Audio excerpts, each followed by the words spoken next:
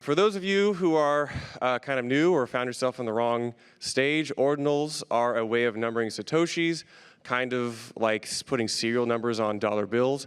We call the satoshis that are numbered ordinals. Then we can put data on Bitcoin in the witness data of a transaction, and we call that an inscription. These inscriptions could be audio, video, picture file. A lot of people call them Bitcoin NFTs, but we call them inscriptions because they're on Bitcoin and they're vastly superior. So it's been like 4 months almost to the day since Casey dropped the Ord client and then kind of changed a lot of our lives. Just go down the line, introduce yourself, say what you were doing, say 6 months ago, and then what are you doing now? We'll go with you, Brian. Okay, cool. Hi, everybody. My name is Brian. I'm the co-founder of OrdinalsBot. We made the first ever inscription service to make it really easy for people to get involved in Ordinals. You just drag and drop a file and we inscribe it for you. And yeah, 6 months ago, I was just a little easy front-end web developer doing some things. And I've always been interested in crypto, and I've been dabbling in some other web projects myself. And then when I seen Ordinals, I'm like, wow, cool, you can store digital assets on Bitcoin, and it really resonated with me. And you know, got a team member that I've been worked with in the past, and he's been a Bitcoin dev, and then he's like, this is cool. I said yes. So we put a front end on it, launched it, and then it's just been a whirlwind since then. Really excited to see all this attention coming to Bitcoin and all the new UX and the amazing things that are coming there. So it's a really exciting moment for Bitcoin, and if you've not looked into Ordinals, it's like something you should look into. Hey everyone, I'm Diekroeger. About 6 months ago, I had just left Cash App, where I was a software engineer working on the Bitcoin stuff, and I left to start my own company, Deezy, to do Lightning node liquidity services. So we run one of the larger Lightning nodes, route payments, have various services around that service other node operators. But then when Ordinals came out, I was also 6 months ago obsessed with Midjourney AI art generation, just as a side thing. And when Ordinals came out, and I was also like definitely a Bitcoin maxi, laser-eyed, very much in line with the dogma of the Bitcoin maximalist culture. But when Ordinals came out and I saw sort of the energy coming into that, I just went full degen, and we did a collection and launched some software that helps people launch their Ordinal collections as well. So we worked with a few artists, like the original Bitcoin Wizard artist did his little collection, things like the Bitcoin Frogs, Ribbit. And we're also working now on a decentralized open source marketplace that is very humbly small right now, but we think the tech is pretty cool to allow for trustless trading and in an open source, open order book way. And so yeah, we kind of have all these few different things going on right now. Good morning, Chris Tramount from Scarce City here. Scarce City's been grinding in the Bitcoin arts for about 3 years now. You know, we got started out just focusing on physical Bitcoin art with our auction house and marketplace, trying to keep it as authentic to Bitcoin as possible. We were also pretty early supporters of the counterparty ecosystem, the rare Pepes, the frogs, and all the historic and modern stuff on counterparty. So when Ordinals came along, it fit really well into what we were doing already. Now, granted, you know, the first quarter of the year, I'd planned to catch up on, you know, my to-do list. I was moving my family with my 2-year-old daughter, and was not expecting a heavy workload. So when Ordinals came along in February, it definitely hit me smack in the head, and I had a lot of explaining to my wife to do, which was not necessarily easy, but you know, we've been grinding through it. Still a proud, laser-eyed maxi. And look, you know, Scarce City from the beginning, we've had the vision that, you know, digital assets, especially as art, would become so important that people would want to store them on the most secure network, which is, in our opinion, objectively Bitcoin. So we've been in the back of our minds preparing for this moment where everybody else would come to that same realization too. So it's been a welcome experience. So I have used all three of y'all's platform by now. I don't remember when, because it's been a very frenetic, hazy past 4 months. But I kind of remember, like, early on, those first 2 or 3 weeks of February, all three of you guys were like shipping, figuring out how to go from 0 to like V1 of like a product.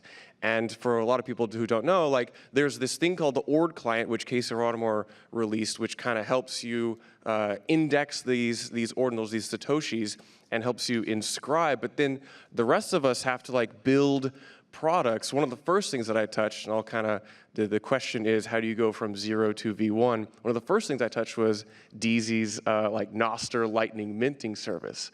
Danny, can you talk a little bit about what that is and like how you actually went from 0 to implementation for that?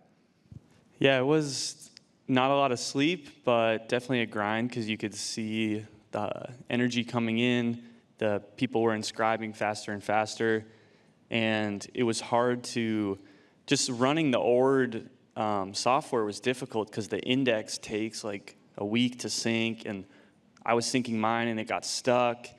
I had to like fork Ord and rip out the index and do this custom thing so we could get it live to launch our Astral Babes collection. And we wanted to give that kind of like nice buyer experience. And since we're familiar with Lightning, we love Lightning, we integrated Albi wallet, so you can just like click to pay, and it's kind of this nice seamless experience. And then there were no web wallets at the time, so we spun up this NOS FT wallet where it takes your Noster key and turns it into a Bitcoin address, and then you can like manage your ordinals on your Noster key, which is kind of I think could be a cool synergy with the social element of having your collectibles on your Noster key. But yeah, that first week was just not a lot of sleep and just trying to get something out there. But yeah. That first week, I remember, because I was fielding infinite inbound inquiry from all these NFT degens who come from a point-click mint world, and now they have to run a full Bitcoin Core node. They have to figure out how to install the Ord client. And a lot of these people, God help them, they just can't wrap their heads around it. So I remember Brian came in, and this was a huge unlock for the ecosystem, was a inscription service. Can you talk to me about how you just walk me through how it went from 0 to V1? Yeah, so I was looking into it myself, and being a front-end guy, you know, I was like, how do I do this? And I can follow a tutorial, I could figure out how to run a node, and I could figure out how to run the Ord index, and I do have the patience to do that, but I kind of thought, not everyone that wants to do that right now. If they want to get going quickly, you know, maybe a service would be better. And luckily, our co-founder had the same idea, and he was already building something. So yeah, we kind of threw it together over the weekend, and we put it live. And at the time, people were doing like OTC trades to like inscribe for people, and we're charging like $1,000. And we're like, it's just ridiculous, you know. So we launched the service, made it a reasonable price, and then you just drag and drop the file onto it. We inscribe it, and then we sent it to them. And immediately the server just melted.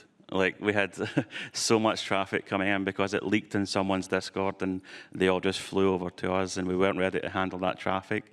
So we were down for about 6 hours, scaled up, and then it's been nonstop since then, basically. Yeah, you talk about this like weird OTC trade meta. I remember being on the Discord and like kind of anxiously like considering like escrowing these deals. That was a very weird, crazy time. And Chris over here was helping solve this sales and auction meta. Can you talk to me about how Scarce City started auctioning off a lot of the first, I mean, you guys were some of the first like actual dedicated platforms to do these like sales. Can you talk a bit about that first week in February? Yeah, so it actually fits pretty well into our existing product. The way Scarce City works is we take a little bit of Bitcoin from auction and marketplace participants to keep them accountable. So if you want to bid in one of our auctions, you just put down like 1% of your bid in Bitcoin, and we figured out that 99% of the time, that's enough to keep the auction winner accountable for actually paying their bid if they win the auction. And similarly, on the marketplace side, sellers, they put down a percentage of their listing price in Bitcoin, and that's what keeps them accountable for delivering the item, whatever it may be, to the buyer if it sells. So, we don't have to do that much special development for different protocols, different categories of goods that we offer. So we basically just threw ordinals into the product mix, and that's why we were able to go from 0 to 1 so quickly with the auctions and with the marketplace quickly after. So a lot of us are designing products for a different type of audience. These are fast-moving, typically NFT people or the Bitcoiners who have always wanted to be the NFT people. And this is a different type of mindset. They come from usually the Ethereum world, which has very high sophisticated experience design on the front end, very easy to use. So it's crazy. We had to bootstrap an ecosystem. We're still bootstrapping this ecosystem. But talk to me, this is an open question, about just designing for a different type of, say, unconventional, newly Bitcoin audience. Oh, I can take it, yeah. I mean, there's no better motivator than 10,000 degens screaming at you in Discord to make something work better. So I think that's been a big motivator for us. Is we want to make it easier for people. So you have to design these things, and I think that Ordinals has been a real net positive for Bitcoin in that regard. Just from wallets to marketplaces to tools and all this amazing UX that's now being demanded of the network. Previously, it was very dev-orientated. You had to download some binary from GitHub and then follow a 25-step tutorial. Nobody's doing that. So I think that this has got to be a great thing going forward. And yeah, the retail users are coming, and we'll build this stuff for them to make it really easy. And I'm a UX guy, so I like to see nice, easy, clean things on Bitcoin. I think also there's this overwhelming anecdote that I'm seeing is you have people that have always wanted to do all this stuff on Bitcoin, and they left over the last few years because they couldn't do their stupid JPEG stuff or whatever. And they're coming back now. And it's kind of cool to see that these people really want Bitcoin to win. They know Bitcoin's the king, and they're super excited to come back into it. And so a lot of that process, and what the process still is all right, you're back into Bitcoin. Here's how the Lightning Network works. This is Noster that a lot of folks are using. It's sort of this educational process, which we feel good about taking them through, even if all they care about is some, monkey JPEG that they're going to try to flip. And it's I think the narrative that motivates me a little bit is they come for the JPEGs and they stay for the sound money, because a ton of people, they literally care about having fun, making friends, and trying to flip JPEGs more than they care about sound money, whereas we know the importance of sound money. And so I think that educating them, bringing them over in this fairly low-risk environment of collectibles is pretty cool, and we're growing the Bitcoin network, which I feel really good about. Yeah, I would definitely echo that. At Scarce City, our mission from the beginning has been to support Bitcoin culture and adoption. And a lot of people come to Bitcoin for the sound money in the beginning, but that just doesn't reach a mass audience. And NFTs, with all of their flaws, they have resonated with a wider audience. So it's a great gateway into the ecosystem. So it's interesting at Scarce City. We have our core community, which they're Bitcoin maximalists, and they also like to collect physical and digital goods, especially when the digital goods are on Bitcoin. But the degen culture, the degen NFT culture, I've come to picture it as this flaming ball of fire that just gets passed around from one thing to the other. And this is our second experience of that flaming ball of fire coming to us. The first was Rare Pepe Summer a couple of years ago. So we have some experience with this, and it's always a lot of fun because it actually fits well into our core mission of supporting Bitcoin culture and adoption. This is our opportunity to educate new people on the value of Bitcoin. I don't think you can fully appreciate Bitcoin until you use it in a self-sovereign way. And NFTs they force you to, at least hold your own keys and transfer Bitcoin in, a peer-to-peer fashion. It does make for some interesting conversations, right? It's like, why is my transaction not confirming immediately? And it's like, oh, you have to wait for a couple confirmations. It takes on average 10 minutes. But hey, we have this thing called the Lightning Network where you can do these things instantly, too. So it's all part of the educational experience for us. Chris, we all resonate with the collector mindset. I was not really a collector before, and then I was talking to Casey about this new wild thing that he had, this idea of special satoshis or rare sats, or we were trying to figure out what we're going to call them.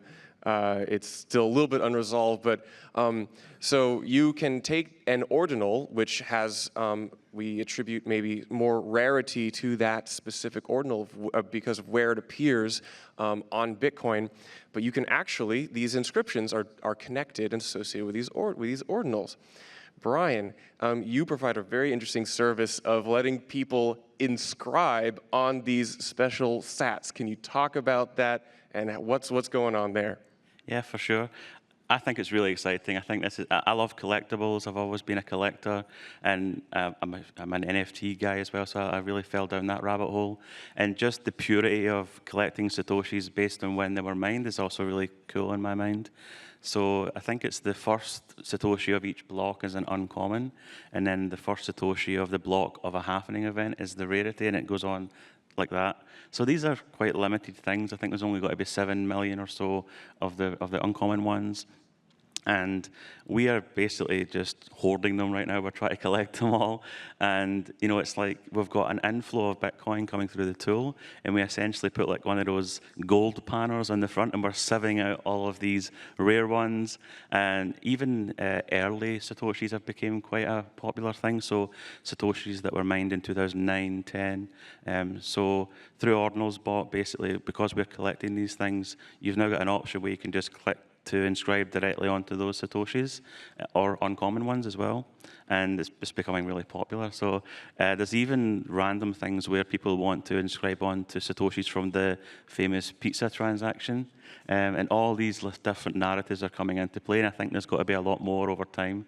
Yeah, so it's interesting. We should dive into how that gold panning works. Go for it, Deezy. Yeah, so if you're out there and you're curious about collecting or finding these rare and uncommon sats, what you can do is, say you have 2 Bitcoin, you can deposit it to an exchange like a Coinbase or a Kraken, a Binance, and then you withdraw.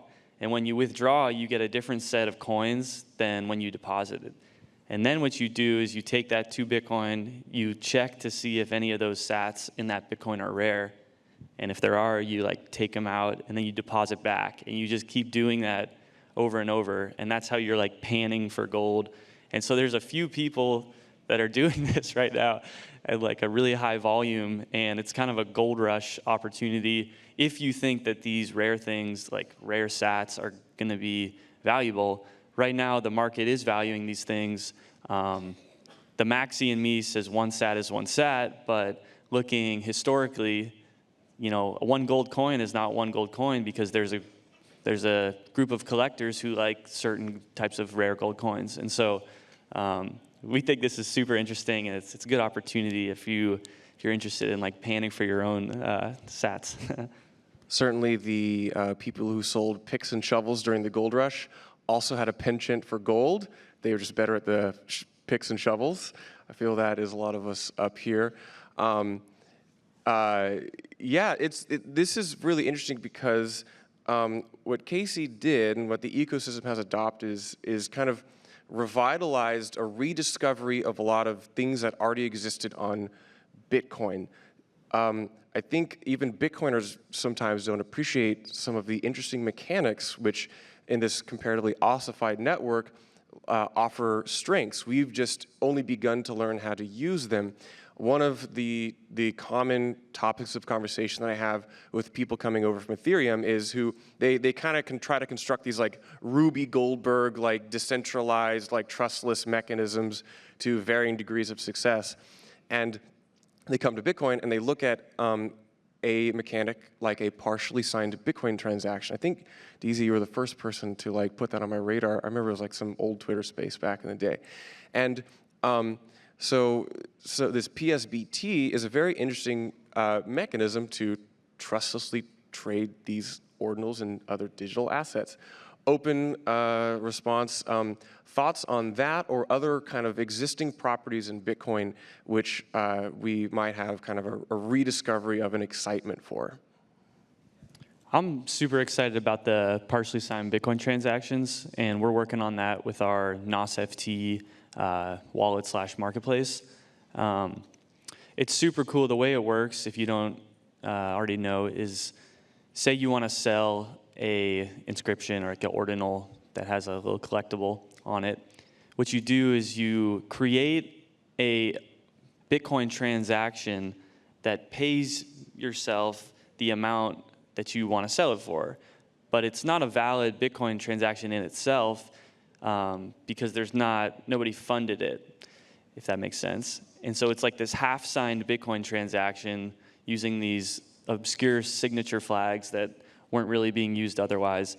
So you have this half-signed transaction, you just send it out, and you're like, hey, whoever wants to pay me, half a Bitcoin or like 0.1 Bitcoin for this little sat, you can do it. And then any marketplace can read all these listings and deliver them to their users, and then a user can then go in and trustlessly just say, oh, I like that one, I'm gonna fulfill the rest of this Bitcoin transaction, and they add their signature, and then they go publish it. And so you have a completely peer-to-peer, with no middleman, way to trade ordinals with Bitcoin in this super cool way. And so we're excited about this. I think it's going to take a little time before it really takes off, but yeah, it's super exciting to follow. So, what are some?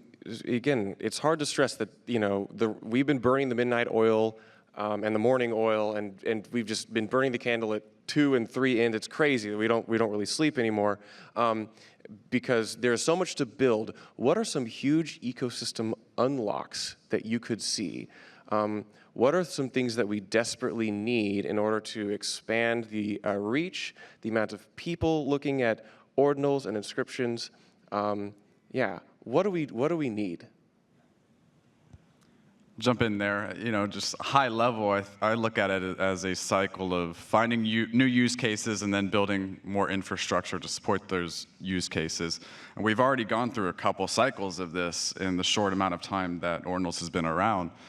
So in the beginning, it was the early inscription numbers that collectors really valued. And, my thought at the time was, okay, like, it's great that collectors are putting a premium on this and wanting to collect these early inscription numbers, but we have to find something else here that they find interesting. Otherwise, eventually the early inscription numbers won't be valuable themselves. And lo and behold, we found that next thing, and they are shitcoins. It wouldn't have been my first choice, but here we are. The good thing is, it is bringing another development cycle of infrastructure that I think will create the next use cases for ordinals that, we can't really predict. We're in the primordial soup right now. It's experimentation. And that's the really fun part about it, especially, Danny and Deezy, you guys just like mixing different technologies together, whether it's Noster or Lightning, AI with the ordinals. Like, I love to see that kind of experimentation. I feel like that's how we find the next breakthroughs, which then leads to the next development cycle. Yeah, and I would like to see more developers getting involved in the Ord project like directly as well. I think it's quite limited in its resources, and it's quite an early project. It's literally months old. So the more open source kind of participation in that, I think it's got to be better for all of us that are building things there. And if anyone can support that, then I would definitely be an advocate of that. So the more people getting in there, finding the bugs, breaking it, so we can fix it and make it stronger, it's just got to lead us into a better future. We got about 3 minutes left, and maybe you begrudgingly came in here so you could jeer at these ordinal enjoyers. But a lot of what we do is try to say, we're bringing in a giant new cohort of people. These people are surprisingly based occasionally. and I love to see it. But what would you say to the laser-eyed maxi who hates this? Now, yeah, there's a ton of shitcoins on Bitcoin now, but how do we reconcile and how do you invite people who are critics of what is going on here? How do you compel them? How do you sell them on ordinals are actually a pretty cool and good thing for Bitcoin? I'd like to take the first stab at this. My first thing that I'll say is, what's the most popular self-custody wallet in the world? And I don't know, but I know that MetaMask is possibly up there, if not the one. And they don't support Bitcoin. And Bitcoin has missed out on a huge wave of new users coming into crypto, to the point where a lot of people don't even think Bitcoin's like still a thing. And so, yes, Bitcoin also avoided the ICO stuff that was overall negative. It avoided a lot of the negative stuff that came with NFTs, the pump and dumps, the rug pulls, stuff like that. However, we can't ignore the fact that we missed out on this culture of profile pictures and communities and stuff like that that really resonated with a lot of people. And so my hope for this is that we can see what worked and see what didn't, and hope that we can build something better that is higher quality, does a lot of what Scarce City does with like working with real artists and good art, and have the confidence that we can attack this type of thing, digital collectibles, but do it the right way with Bitcoin's brand that we can feel proud of. Yeah, he nailed it. Basically, I agree. I think the amount of creativity that's flown into Bitcoin in the last 3 months has been incredible to see. People are excited to put their art finally on chain and do some creative things with it. Maybe it's their first time into Web3, and it's a little bit different when you say, "Oh, I'm putting it on Bitcoin." People's eyes light up a little bit more, which is interesting. So that's one of the things. Early lasers. Yeah, exactly. Yeah, it's the beginning of a little bit of a spark. So yeah. Yeah, final thought. I mean, I'm class of 2017 Bitcoiner, been studying Bitcoin for the past 6 years, and the most legitimate FUD I've heard since being in Bitcoin is the security budget. Eventually, we have to start incentivizing miners through the fees and not the block subsidy. And I don't feel like anyone had a great answer for this before Ordinals. Now we have a great answer for it. I don't think it's a legitimate concern anymore. So we have that behind us, and now, yes, we have a new set of challenges to face. But it's only through these, high-pressure situations of fees increasing exponentially, unexpectedly, that we realize what these new problems are and what we need to develop to resolve them. So now we can focus on, okay, how do we scale this out? How do we make it more efficient to onboard people, to transact, especially in small amounts? And these are all approachable problems, much more practical to resolve than the larger issue, which was the security budget. So overall, I think it's very positive for Bitcoin.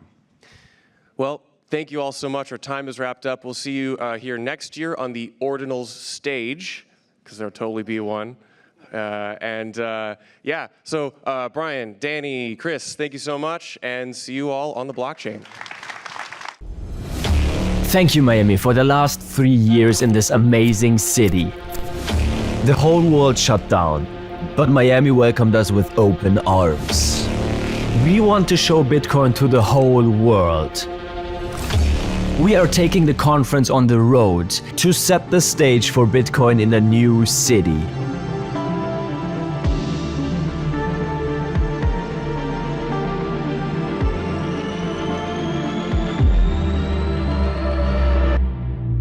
Nashville. Bitcoin 2024 is coming to Nashville in Tennessee, a city that is known as a music and freedom city. Bitcoin 2024 in Nashville from July 25th to 27th.